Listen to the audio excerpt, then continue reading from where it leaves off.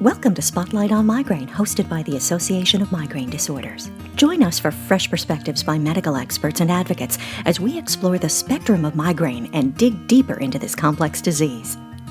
This episode is brought to you by our generous sponsor, Teva Pharmaceuticals. Racial inequality has plagued our country for years, so it should be no surprise that racial disparities exist in healthcare.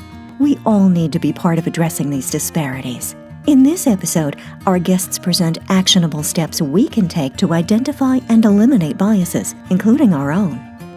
Teva is committed to providing innovative medicines to enable people, including those living with migraine, to live better days. Teva applies a holistic approach to the development of new treatments that focus on the needs of patients. Visit tevafarm.com to learn more.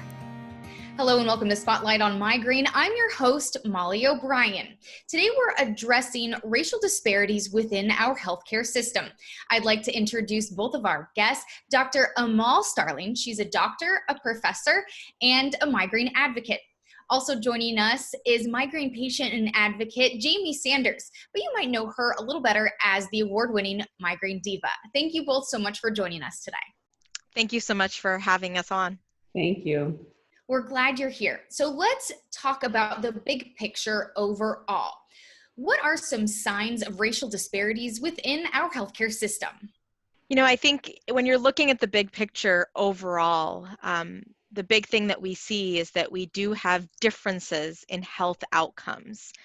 So individuals who are underrepresented from underrepresented groups, they are individuals who have poorer health outcomes, and they often will have a much higher burden of disease across the board.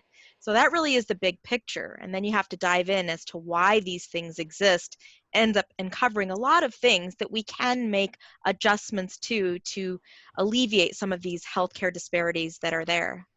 And I think you bring up a great point, is why do some of these disparities exist? Can we pinpoint any of them? Yeah, you know, I think a lot of these disparities, the reason that they exist is systemic racism that is pervasive across not only our society here in the US, but really just worldwide. So what does systemic racism result in? Some of the things that it results in that I'm very aware of is just a lack of diversity in the physician workforce. And that's huge. When you have a lack of diversity within the physician workforce, that's only going to reinforce those healthcare disparities that exist.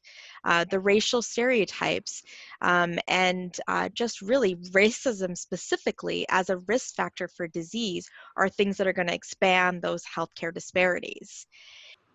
Yes, I agree with Dr. Starling. To expand on that, I just recently read in the Journal of Racial and Ethnic Health Disparities, many social, political, and economic resources continue to be stratified by race. For example, the cumulative experience of microaggressions and individual prejudice is associated with chronic stress and weathering, which results in increased chronic illness and a burden on those populations.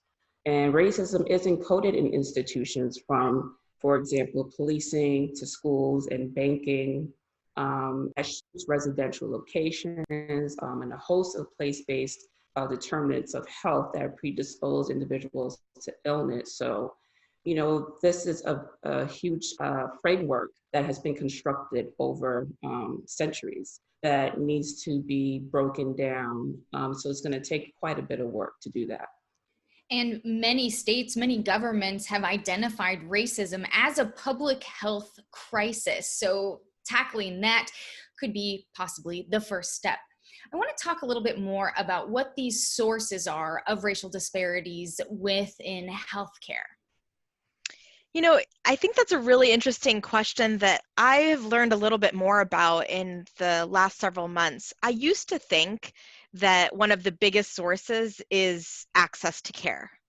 And then, as we all need to do, I was reading more about specifically race and pain and the perception of pain amongst races from different providers of different races. And what I really then started learning is that it's not just about access to care. That is a component, but it's not just about that. And in fact, the bigger problem are the racial biases and stereotypes that exist that are leading to the issue of access to care, but also leading to the fact that even when access to care is equal across the board, that because of systemic racism, a clinician, whether they be Black or white, is perceiving that the Black individual has less pain simply because they should be feeling less pain. So it's really these racial stereotypes and healthcare fallacies that people are perpetuating that seems to be at the crux of the matter, leading to many of these other healthcare disparities. Totally agree. Racial minorities or BIPOC experience discrimination and inequality and longevity of patient visits. And this results in the type of referrals indicating testing or treatment, the prescription of pain medication. And these disparities in health outcomes and healthcare access persist, although explicit overt displays of racial bias have become less accepted in the US since the civil rights era. And like Dr. Starling has said, it is those implicit biases that play such a strong role in why we have these gaps in disparity when it comes to healthcare in this country. Even when you control for socioeconomic status, that really doesn't play that huge of a role in many instances. It boils down to those biases that are perpetuated. It's disheartening to hear that this is happening when people are just trying to access medical care. So hopefully we can help take some actionable steps, which we will get to. But before that, I'd like to narrow it down to a more personal level. So I'll direct this question at you first, Jaime. I'm wondering if you have experienced firsthand any racial disparity within you seeking access to health care. I have, unfortunately, and it presents itself most often when I am seeking urgent or emergency care to treat an acute migraine that has persisted for a long time. And although I have a written treatment protocol by my headache specialist, a lot of times that is ignored or it is modified. And it can be quite frustrating. And during those visits, I am often asked, am I doing enough to manage my pain? And it's implied as if I'm there to seek drugs. And it doesn't look very good that I'm coming in with a piece of paper with specific medications and doses, because it's like, well, you have this knowledge of the specific medication that you want, so you must be drug seeking. Even though it's signed by my headache specialist, that kind of doesn't matter at all. And I have been blamed for my pain by a physician. And I was told I was absolutely not doing enough, and was kind of forced to have to go through the laundry list of everything I've done over the 13 years of being intractable to try to get better. And one physician referred to me as an object instead of a person, because I do carry a binder with all of my protocols, list of my medications, my allergies, my past doctor visits, just everything there that validates my disease and my condition. And so she referred to me as the binder and not as a person. And so that was extremely frustrating. That is so hurtful to hear. And I'm so sorry for these experiences that you've had, especially as a fellow migraine patient, to be asked, am I doing enough? It gutted me to the core, being referred to as an object. I'm really sorry that you've had to go through this. You're just trying to access medical care, and you know about your disorder, you know about your body. So why is that looked poorly upon? That's so difficult to hear. Well, I think a lot of that has to do with going back to those biases. And as a Black woman, or as a Black person in general, you can't be too knowledgeable sometimes. And if you come off as knowing too much, then you can be seen as, quote unquote, the uppity Negro. and you're showing like you're just, how dare you kind of assume that you know more than me. And there's a very fine line that I have to balance when I am in these situations. And I have to be very cognizant of the fact that it's very possible that my color and my gender are going to be seen first before my pain condition. And Jaime, I can't imagine having to walk on eggshells on all of that while you're having a migraine attack.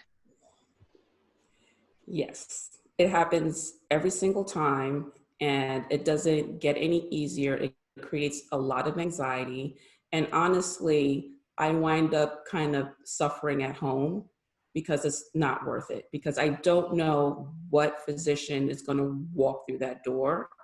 But it's important that we highlight these stories and allow people into what it's like to be a person of color accessing healthcare, regardless of whether you are living in poverty or middle class and have access to commercial insurance. We all experience these things. So disheartening to hear, but like you mentioned, Jaime, I do think it's really important that we educate people that this is happening, and then again try to take those actionable steps to change it. Dr. Starling, I want to move over to you. I'm wondering if you have seen any of these biases within healthcare, either on a professional or a personal level. On a professional level, we see what those poor health outcomes are. So if we're talking specifically about migraine, we know that there's a higher burden of disease within our Black community in headache diseases, specifically in migraine. We know that there is reduced referral, that there's reduced diagnosis, and all of these things will lead to these poor outcomes. So in preparation for this podcast, I was looking up some recent data, trying to kind of look at all the different things I wanted to talk about and make sure that they have evidence behind them. So one of the things that I was thinking is, okay, so we're looking at access to care. We're looking at, we're looking at referral. We're looking at reduced diagnosis. We're looking at reduced prescription of migraine-specific treatment options. And then I was thinking about looking for adherence data. I, in my mind, was thinking that if I look at adherence data and look at those disparities that I hypothesized in my mind, that there would actually be a difference in adherence, perhaps related to migraine education. And so in my mind, I thought non-Hispanic whites would have higher adherence than other communities. And I was wrong. There's actually a study that looks at that. So then it actually brought me back, because I thought, oh my God, there is my bias, right? I assumed that that's what the data was going to show me, and that's my bias. And it made me also think about, well, when I'm seeing these patients, I need to be aware of my biases, because for my patients that are Black or are Hispanic, maybe I'm thinking in my head unconsciously, and my implicit bias is that they're not as adherent with medications. When now I know there is data that shows that adherence is actually the same, and based on this data, that isn't something that's leading to these healthcare disparities. So again, not only do we all need to learn, do we all need to study, because the reason the study was done is because that was the hypothesis as well. So we need to study these things, and then we need to read them and be willing to uncover our own biases and then make change. Nice people can be biased, and that's the issue, right? Is we all have biases. So very true. I do think that's a big part of this, at least moving forward, is that we all kind of confront ourselves and acknowledge that there may be bias within us.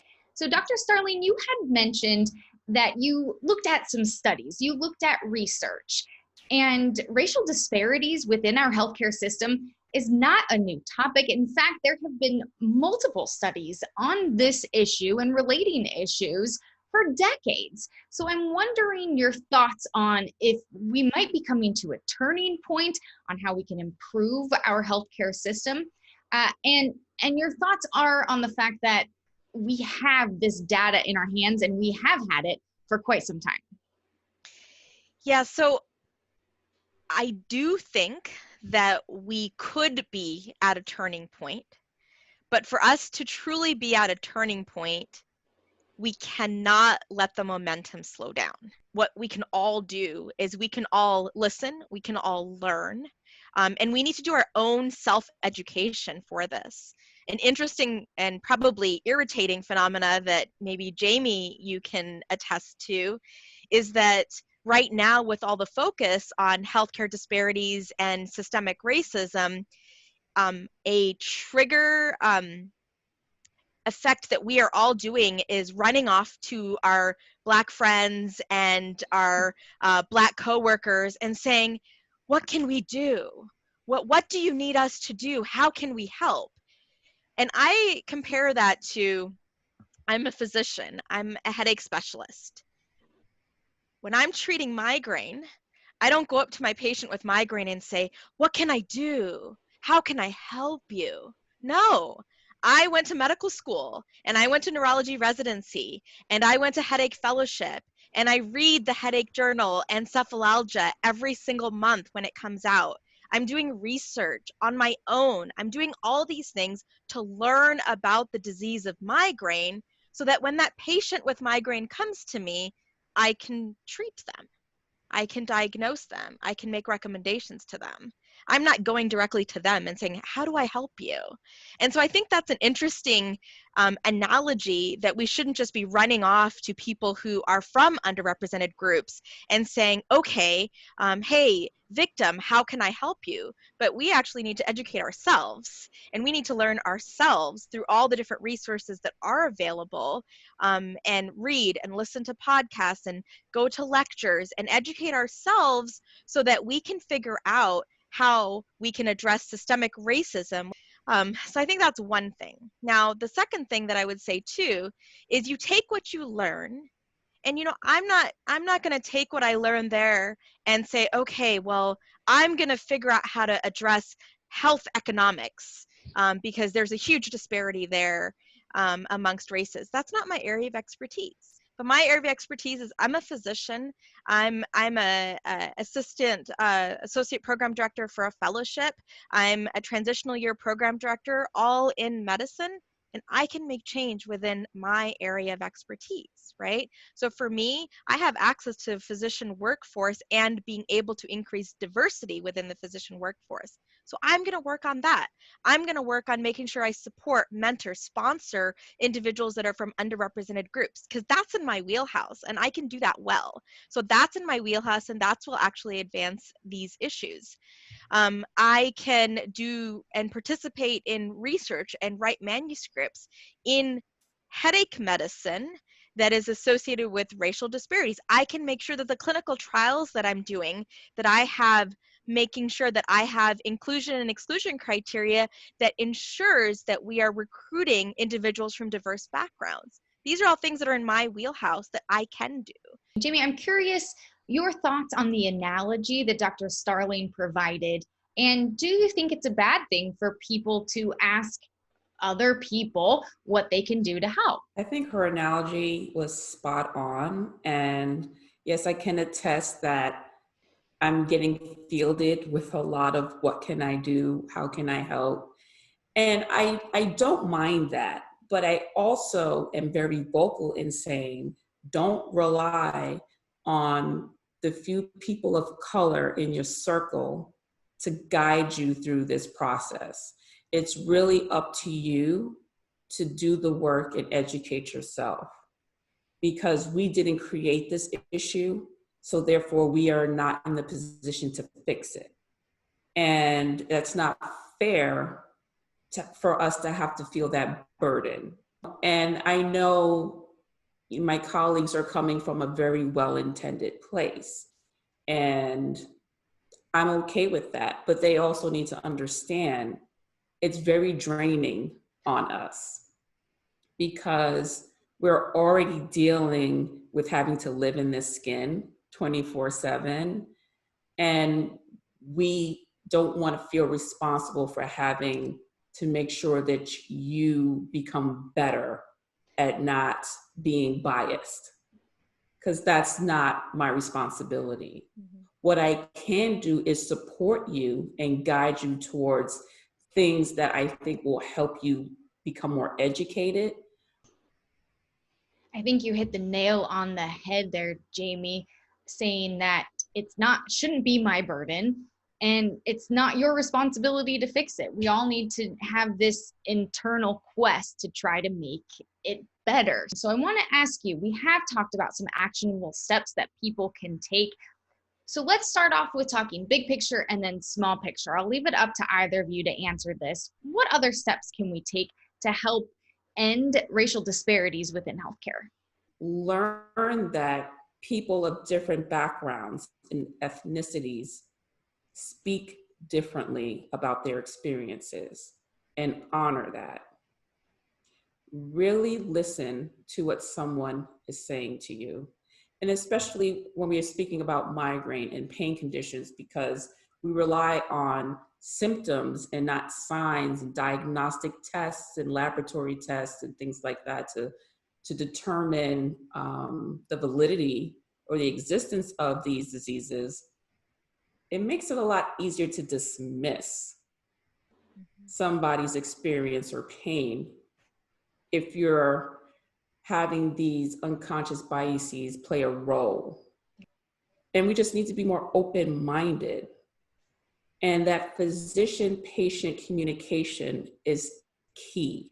There needs to be a level of trust. And unfortunately, there is a huge level of mistrust between people of color and clinicians and researchers, just because of the history between clinicians and researchers and people of color in this country.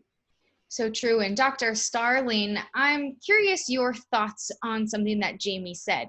She said there's a lot of distrust within people of color and healthcare practitioners. And one of the suggestions that you made to help, a call to action is to diversify the healthcare field. I'm wondering if that correlates here and then other actions that we can all take to help end these racial disparities within healthcare.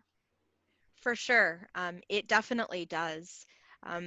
Even when you walk into a hospital or a clinic setting, you're walking down the halls, there are different posters, right? Talking about the different initiatives that are going on, advertising for the cancer program, the headache program, the sports medicine program. The majority of those pictures are of individuals who are white. So as a patient who is from an underrepresented group, you're walking through those halls and you're looking around thinking, maybe I don't belong here. Maybe this isn't where I should be getting care. Even if you may not be consciously saying that, you might be thinking that. There, of course, is the history from the Tuskegee experiment, from so many other concerns, from how gynecologic surgeries were all discovered. All of these things where the Black community were treated as objects. So it's not just saying that this person is an object, but they were treated as non-humans and experimented on for years. How do you roll that back? How do you forget that? And then if you continue to perpetuate this notion of these are not the individuals that belong in this healthcare institution or in this clinic, it just leads to additional mistrust. So how do I, as a physician, gain that trust back? I check my own biases as much as I can, and I will continue to do that because obviously, as I just told you, just yesterday I had to check one of my other biases. I mean, yesterday's experience made me think back about my patients who are from underrepresented groups and thinking, I obviously have this bias, and how did that impact my care for those patients? And so now moving forward, that's something that I can be aware of. But some of the things that can help with directly is, number one, we talked about how the patient, if they see people that look like them, that have had similar experience to them, it can help patients gain some trust within the healthcare community. In addition, if we diversify the physician workforce, these are individuals who are advancing science, who are doing clinical trials, and they can then be more cognizant of wanting to have a diverse inclusion and exclusion criteria so that you can actually have more underrepresented groups enrolled in clinical trials, which is currently very, very dismal. The more individuals that you have in the physician workforce, and if you then support, mentor, and sponsor these individuals, they can then rise the ranks. They can become assistant professors, associate professors, full professors of organizations and institutions. They can become chairs of departments. They can become presidents of the American Headache Society, of the American Academy of Neurology, and all of these things. And so we need to try to identify all those different areas and start making small steps towards addressing those areas. It's not, it seems like a daunting problem, and it is, but it's not something in which none of us are powerless. We have power to make changes that will actually then result in more long-lasting change. I also think making sure that these pathways for careers are accessible to anyone and more accessible to more people of color. You really have to, because it goes way back before even the career in healthcare starts. So how do we get there? So I think it's important too, like you both have mentioned, to provide a better channel for more people so we can diversify the workforce. Even before you get to medicine, right? There's so many other barriers, right? And just seeing people that look like you when you're a kid, seeing people that look like you that are doctors, engineers, presidents, all of these kind of things. And I think a great example of that is I have a little boy, and I think when he was around 6-ish, or maybe younger, 5-ish, 4-ish, many of my friends are female physicians, and we actually end up to this like work thing that kids were invited to. So he went with me, and I introduced him to one of my male colleagues who's a physician, and I said, "Mohsen, this is Dr. Burt." And my son looked at me and said, "Boys can be physicians too?" And I was like, "Oh my God, yes, you could totally be a doctor if you want." And so I realized that he had only been seeing female doctors around him, and he thought, okay, so you have to be a girl to be a doctor, right? And so that's just a perfect example of, if you don't see it, if you don't see physicians of color, then you as a person of color, as a kid of color, may not think that that is an attainable goal for you. So you're exactly right, Molly, that diversifying that physician workforce, and then me as a physician, as a female physician of color, I need to make sure I do go to my son's school on career day so that other girls of color can recognize that they can be me as well and do way better than I have ever been able to accomplish and be the next president of the American Medical Association, etc. So you're exactly right. It starts young, and each of us can have that opportunity to interfere and disrupt the system, break down that systemic racism, and show kids of color that there is a pathway to any type of success that they potentially want. In addition to diversifying that physician workforce, we also, every one of us, need to become comfortable and being okay with having very uncomfortable conversations, right? It's a new language that maybe we're all trying to learn, and maybe we're going to say the wrong thing. So another personal example is that I was talking to a Black colleague of mine about these healthcare disparities, and I kept referring to individuals from underrepresented groups as minorities. And I needed to accept gentle correction from my colleague who said, it's better to say underrepresented groups than minorities. And I said, okay, well, why? And she said, because there's nothing minor about me. And I was like, oh my God, you're right. There is nothing, absolutely nothing minor about you. Yes, you are from an underrepresented group.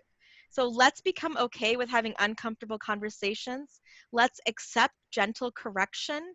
Let's all create a safe space in which we're learning a new language, and we may make, just like when we're learning a new language, you make grammatical errors, you say the wrong word, and then someone will correct you, and you accept that correction and you move on. And that's that safe space in which we can start making progress. I think that's so valuable. What you said is receiving a correction. And you went the next step to say, okay, well, why? So self-education again, which I think is a huge part of this. And yeah, talking about racism is difficult. I don't know if it has to be, but let's make it easier. Let's make it more comfortable to continue to have these conversations with each other. I think that's so valuable. And all of the points that you both have made, I think just take it over the top. I think it's something that we can all do and we're all responsible for. So thank you for that. And this is a good start, right? For our conversation, hopefully putting that information out there. And that wraps up things today for this episode of Spotlight on Migraine. I'd like to say a big thank you to the Migraine Diva, Jaime Sanders, and Dr. Amaal Starling. Thank you both so much for joining us today. Thank you. Thank you so much for having this conversation. Thank you for tuning into Spotlight on Migraine. For more information on migraine disease, please visit migrainedisorders.org.